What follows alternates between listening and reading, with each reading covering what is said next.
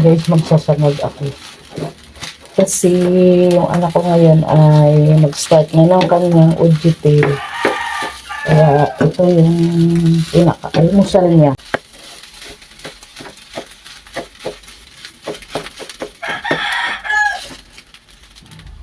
Iprito na rin pala ko guys ng ito yung 4 na itlog.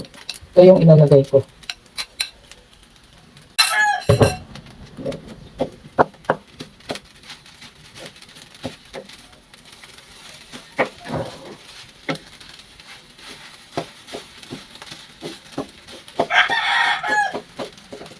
So guys, try nyo na to guys. Ang sarap nito. Ang bango.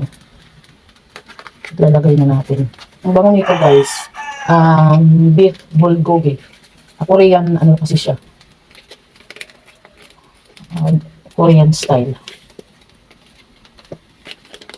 Ang bango guys. At ang sarap talaga, malasa talaga siya. Yung pa kaming isa, hindi ko pa na-try. Ito naman, bibimbap. Kahit wala akong ulam.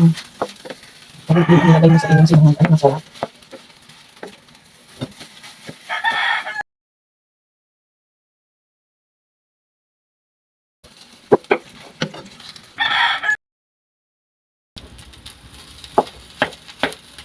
Wala pala akong nilagay na ano guys, na asin o na panimpla. Yun lang talaga yung rice mix na yun ang nilagay ko.